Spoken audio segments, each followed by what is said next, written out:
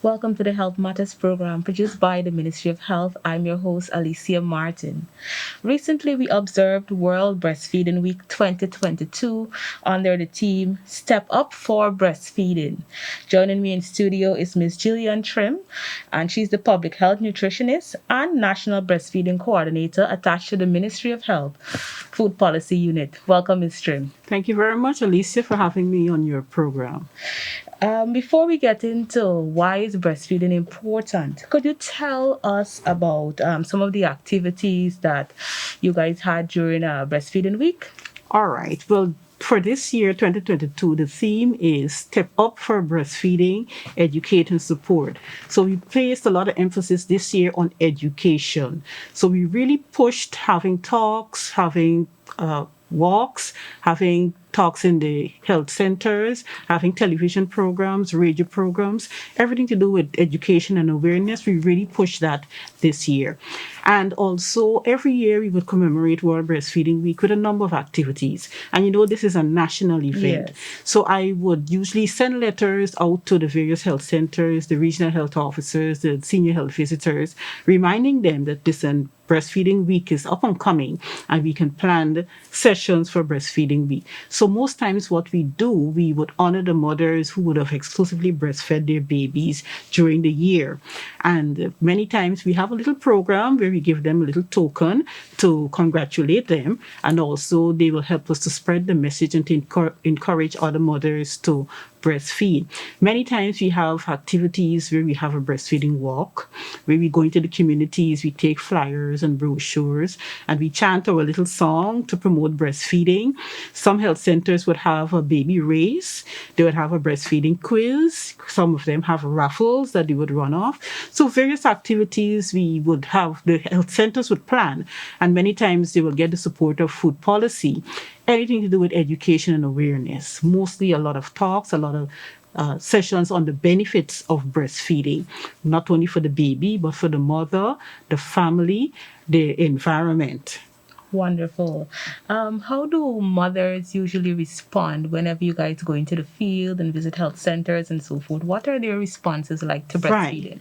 Well, one of the things we do at food policy, we have continuous training. Training is ongoing, where we try to get the health workers, especially those that are in direct contact with the mothers, bring them to a level of competency, knowledge, skill, and competency, so they can counsel and they can advise mothers. So many times when we go from the food policy, they would have already had the message, because they're supposed to have talks in the health centers to talk about breastfeeding, to talk about hygiene, to talk about various topics. So as long as the mother has been attending her antenatal clinics, she would have received that information. But what I find amazing many times is when I speak with the teen moms, right? Many times I talk about breastfeeding and the importance of breastfeeding, and it's an eye-opener for them. The other mothers, yes, they would have heard it maybe before they even registered with the health center. But with the teen moms, like yesterday I had a session with the teen moms at Linden. It was a beautiful session. They asked so many questions. And I love sharing information with especially the teen moms. So was very important. And any opportunity we get at the Food Policy Division to educate and bring awareness on breastfeeding, we seize that opportunity. Wonderful. Awesome. So for potential mothers and those mothers who are watching and listening to the program, why is breastfeeding important? Okay. And I always like to start my sessions by saying that breastfeeding is ordained by God, ordained by our Heavenly Father. So for that alone, we know it is important. And how do we know that breastfeeding is ordained by our Heavenly Father? One, because He sends the child, which is your gift, with their food. Their food comes in these very lovely containers, some a little larger than others, but beautiful nonetheless. So the child comes with their food, and also we don't have to teach a child how to suckle. From the time they're delivered from their mother, you put them to the breast and they suckle. They're born with that instinct. So there are many reasons, but even if we just to look at those two, we know that breastfeeding was ordained by God and we were designed to breastfeed. Thank you, Ms. Trim. You're We're going to welcome. go into a quick break and be right back with more on breastfeeding. The benefits of breastfeeding. In 2011, the World Health Organization and UNICEF recommended that all mothers worldwide should initiate breastfeeding within the first hour of birth.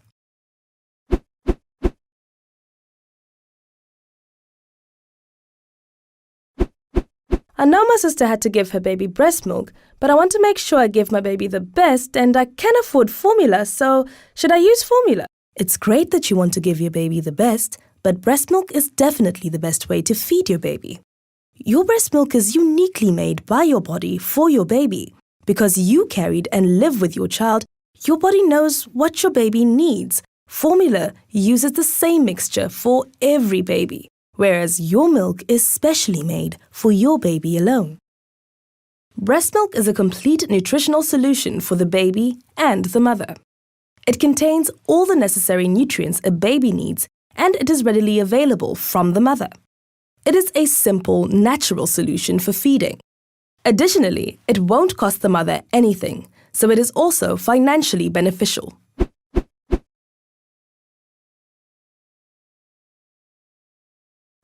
There are many benefits of breastfeeding for both the mother and child, but there are also many risks of not breastfeeding. Let's first look at the benefits of breastfeeding for the baby. Nutrition.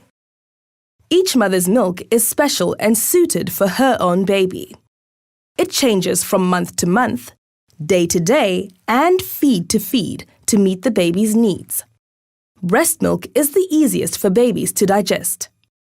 In addition, the mother passes on immune protective antibodies through her milk, which protect the child against infections. Babies who are not breastfed are more likely to get ill and could die from infections such as gastrointestinal and chest infections. If formula-fed, they might be underweight and not grow well, especially if they live in poor circumstances. Or they might be overweight and have heart problems later in life if they live in rich circumstances. Thank you for staying tuned with us. For those persons who have just joined the program, we're talking about breastfeeding. And with me, I have in studio Ms. Jillian Trim from the Food Policy Division of the Ministry of Health. Ms. Trim, could you tell us a little bit more about why breastfeeding is important? Yes, breastfeeding is a superfood. We call it a superfood. And the best gift a mother can give to her child to show how she loves her child is to breastfeed her child. We refer to breast milk as liquid gold or liquid love. The best gift that she can give to her child is to breastfeed. Breastfeeding has so many benefits for the baby, for the mother, and as I mentioned before, for the family and also the environment. So we encourage mothers to breastfeed. It's natural. Breast milk has all of the nutrients that the baby needs for the first 6 months of life because we promote exclusive breastfeeding. Breast milk alone from birth to 6 months. Breast milk has enough for the child for that period.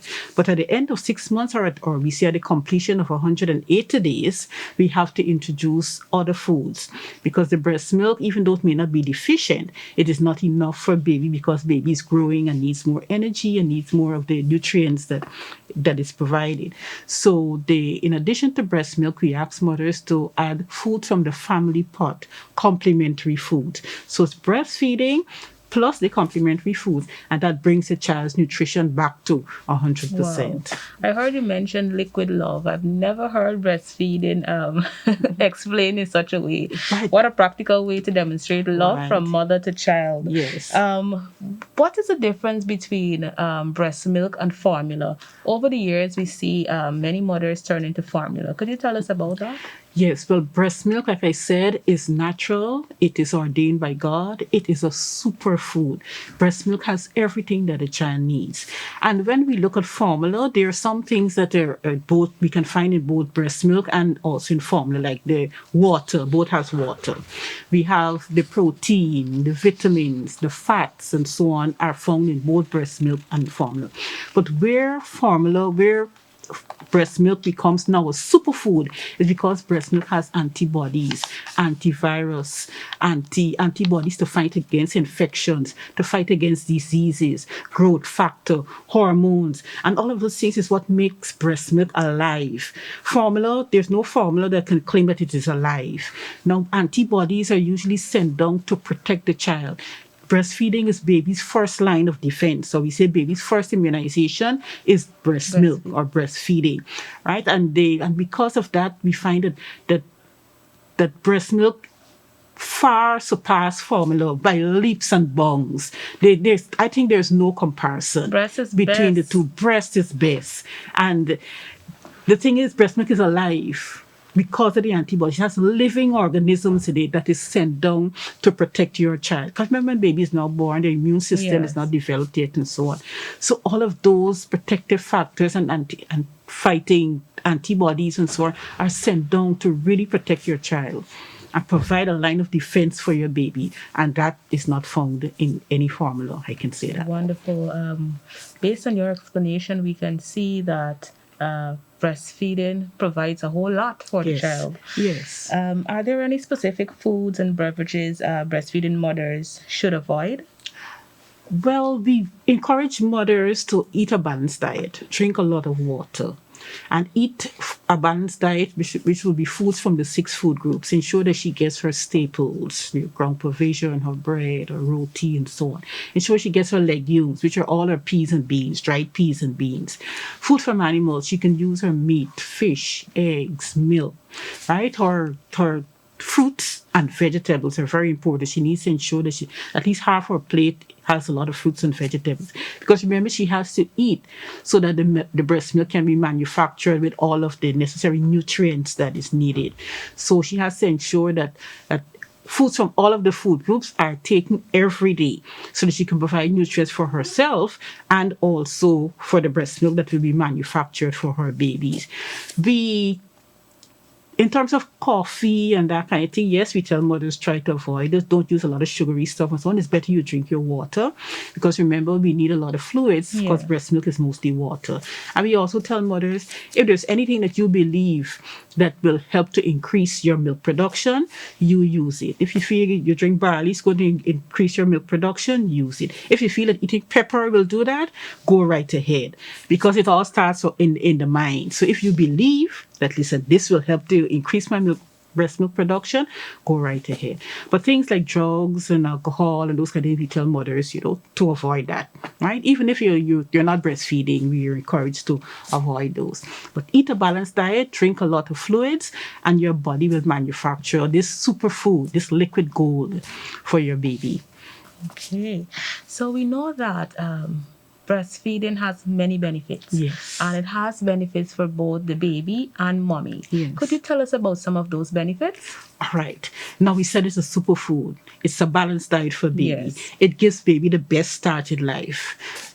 You don't need to give baby any other form of supplements, breast milk alone, not even water, because the first milk or the fore milk is very thin and watery. If a mother checks her milk before she feeds, she will see it's very light and it's watery. Now that is a thirst quencher for baby. So if you feel that baby is thirsty, you breastfeed. And then there's the hind milk that comes after the fore milk, which is the rich, fatty, and the nutrient-rich milk. And if she checks her milk after feed, she will see that it's white and it's rich with all the fat and all the nutrients. Now, breastfed children, breast milk protects children from infections, from childhood diseases. So pneumonia, dental caries, which is rotting teeth. Breast milk protects your child from getting rotten teeth. Ear infection, diarrhea, and all of those childhood illnesses, the child is protected from those things. So a mother who breastfeeds her child wouldn't have to spend time running back to the health center or having to go to the pharmacy. She wouldn't have to leave her job to take baby to the health center, because baby would have gotten diarrhea or pneumonia or ear infection or any one of these childhood diseases. And these are just some of the things that I'm telling you about. There's so many other things that the child is protected from. Studies have shown that breastfed children are brighter. They have a higher IQ. And because of that, they go on to higher education. They're very bright in school, and you see that their cognitive skills and their reasoning skills, and many mothers are amazed at how this child is thinking, how this child is reasoning. And because of that, they go on to higher education, right? They get a better paying jobs. And because of that, they're better able to provide for their families and keep their families, at a reasonable standard of Yes. living, provide health care, provide education for the family members. So breastfeeding is all encompassing, even for the child's emotional well-being and their psychological well-being. Breast milk also provides that, because there's a strong bond that is created between mother And child. and the child, yes, when she breastfeeds. And because of that, you find the mother's influence is very strong and in the child's life throughout their life. And we find that when the mother breastfeeds, she has to hold her baby, she has to hold her baby close. And many times a child may want to breastfeed, not because they're hungry, but just for the closeness Yes. and just for comfort. And that reassures a child. We have no idea what that does for a child's emotional well-being. Just to be hugged and to be held and to be reassured of a mother's love. And the baby feels, yes, mommy has my back. That does so much for a child's emotional well-being. So breastfeeding is not only about nutrients and nutrition, it's all encompassing. So we encourage mothers, breastfeed your child. Like I said, it's the best gift of love that you can give to your child. Breastfeed. So breastfeeding, it benefits the community as well. Yes. It has. And let me say some of the benefits for the mother. It reduces the risk of her developing breast cancer, reduces the Wow. risk of her developing ovarian cancer, and it also helps to prevent breast engorgement. That's when the breast becomes full, when the milk is not being removed. The breast becomes full, it becomes tight, it becomes tender to the touch. And if it stays like that for a long time, she may find herself getting a fever. So with that, we said remove the milk so the breast remains soft and the child is able to breastfeed. Now, what also happens when she breastfeeds is that the womb is pulled back into position. So we try to let mothers know that, listen, when you're breastfeeding, you're going to feel the womb pulling, you're going to feel a little pain. And if mothers don't know or don't expect that, you find they tend to stop breastfeeding because they feel a pain. But that is a good pain, not a bad pain. So as long as she's aware of that, she will bear up and she will continue to breastfeed and her womb will be pulled back into position. And another thing is it helps her to lose the weight that she would have gained, because during pregnancy, the mother gains weight. And that weight is not for mommy, it is for baby. So because when the breast milk is being manufactured, all of that fat goes into the production of breast milk and it is sent down to fatten your baby. Right, so it helps her to lose weight, it helps her to gain macro shape, and other benefits. Reduces the risk of breast and ovarian cancer. And it also saves time and money. That's how it benefits the family. Because if you were to calculate the cost of formula, if a mother chooses not to breastfeed, she will need to buy 44 tins of the 500-gram tins of formula. And if you look at the price of that, you multiply that and see how much you will have to pay over the 6 months period for the 44 tins. If she breastfeeds, she saves all of that money. That money could be redirected into other areas, maybe educational toys for the children or the child. So many other things that money can be redirected to. Those are some great benefits you mentioned there. Oftentimes, mothers experience sore and cracked nipples from breastfeeding. What can they do to deal with this breastfeeding pain? Yes, but one of the key to successful breastfeeding is good attachment. The child has to be attached to the breast and not to the nipple. The child doesn't feed from the nipple and suck on the nipple as how you would suck from a straw.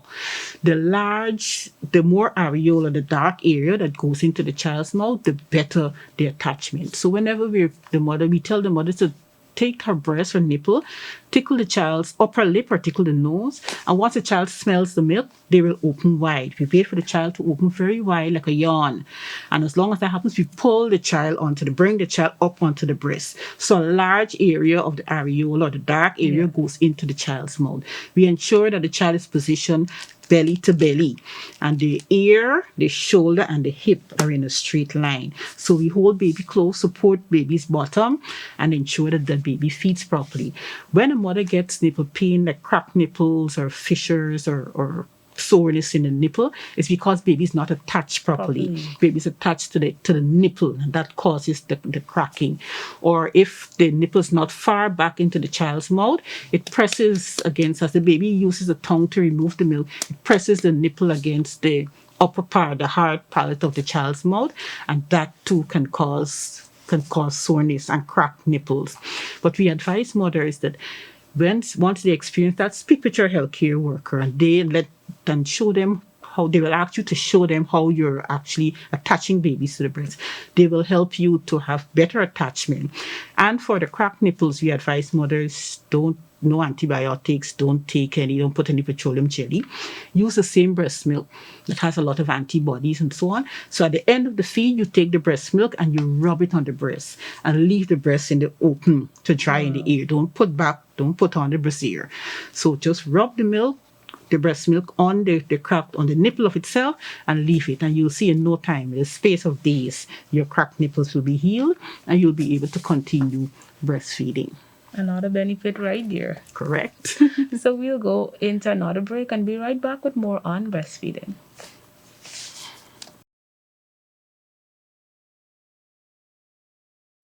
Mothers who breastfeed are less likely to develop anemia or to become pregnant soon after the baby's birth. They are also less likely to develop breast cancer or to have hip fractures in older age. Additionally, breastfeeding helps the mother lose fat gained during the pregnancy. This will lessen the likelihood of obesity in later life. Thank you, nurse. I've decided to breastfeed. So, when should I start breastfeeding?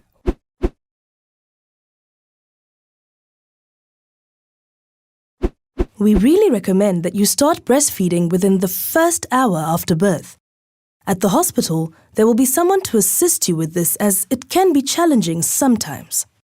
When the baby comes, can I give her other foods to make her stronger and grow well? And how long should I breastfeed for?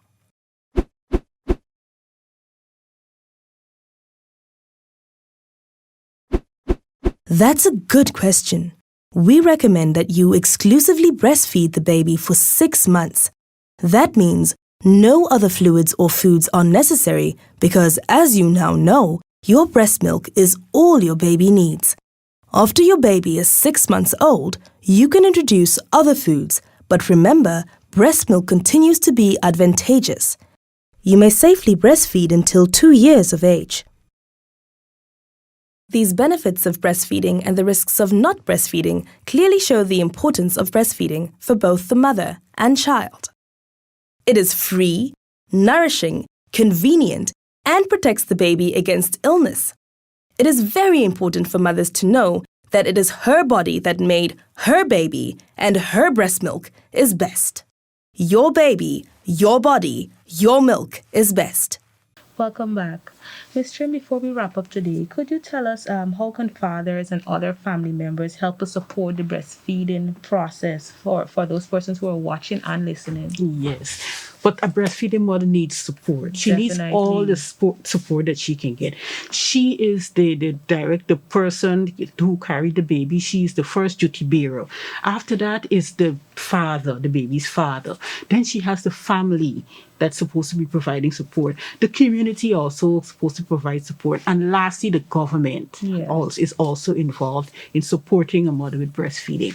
We advise that fathers, if you can come to the health center with your mothers and your babies, that would be great, because you'll be able to get all the counseling, get all the information, so you're better able to support her. Because many times what we find happen, daddy may ask, when mommy would have taken the baby to the clinic, how was your clinic fitted? What did nurse see?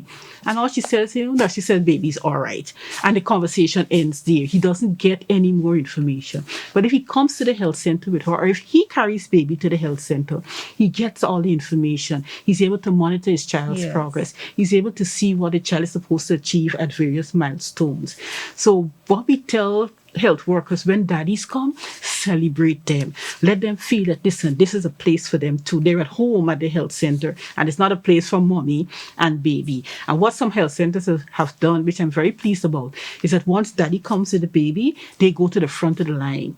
Right? So they get through very quickly. So what mommy would say is that, okay, come, you carry baby, you will get through quickly. Right? So he gets all the information. And the second thing is that he has to listen keenly to the healthcare worker, what she says to him and what advice she's giving, because he has to go back to tell mommy. So he has the information, mommy has the information, and with that he's better able to support. And even other family members, like the grandmothers of the babies, whether from the father's side or the mother's side, we encourage them to also come to the health center, because sometimes they can put a little pressure on the mother. She's hearing one thing at the health center, then when she goes home, she could be getting a different message from the grandmother.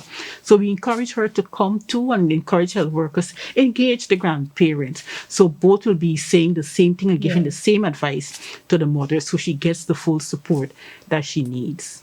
We've heard so many times that it takes a community to raise a child. Yes. What role can employers and workplaces play in supporting mothers in this process? Yes, but if we are promoting exclusive breastfeeding, remember exclusive breastfeeding is for 6 months or the completion of 180 days. But many mothers, they have to return to work after 3 months. But you can still exclusively breastfeed even though you're back to work. It takes a little bit of management. You have to plan it and you have to strategize properly to get it done. But we encourage employers to allow mothers, breastfeeding mothers, time to maybe a half hour or so during the morning session and during the afternoon session to express their breast milk. So they can feed their babies in the morning, take the baby to the healthcare, to the daycare or the care provider, and she can take express breast milk and leave it there to be fed to her child. So during the morning hours, she can express, and if the baby's at a daycare that's close to her office, she can leave lunchtime, go feed baby, then take the express breast milk to be used in the afternoon. Because the express breast milk can stay at room temperature for up to 6 to 8 hours.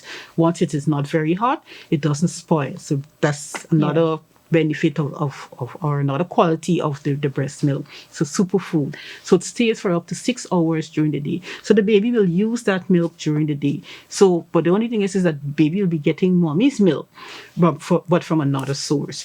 And we also ask employers to support mothers by giving them maybe a small area in the fridge where they can store their breast milk. They can put it in the fridge before they take it to the caregiver. And maybe some roles and things roles that she would have, we can switch roles with other employees to make it a little easier for her, right? Because remember, she's a breastfeeding mother. She needs time to express. She needs to go over to feed baby. So employers can play a role, but whatever her needs are, she can explain to you, listen, it would make things a little easier for me if I get this or if I get that. So listen to her. We ask that you listen to her and accommodate her so that we can have exclusively breastfed baby at 6 months. This is really, really good information because I believe that many persons thought that breastfeeding was just about the mother and baby alone, but everyone can play a role and partake in that entire process. Before we end today's program, do you have any word of encouragement to persons who are listening, potential mothers, family members, and so forth? Okay, but I would like to say again, the best gift of love that you can give to your child is to breastfeed.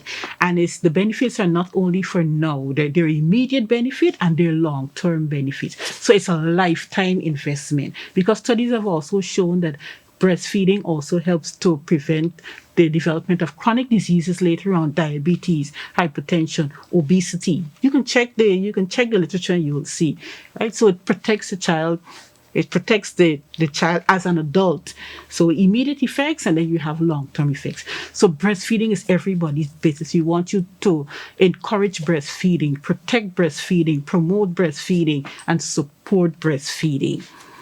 Thank you so much, Ms. Trim, for joining me in the program today. It has been very informative. Thank you once again. And I want to encourage you to keep up the good work that you're doing at your department, the Food Policy Unit, Ministry of Health.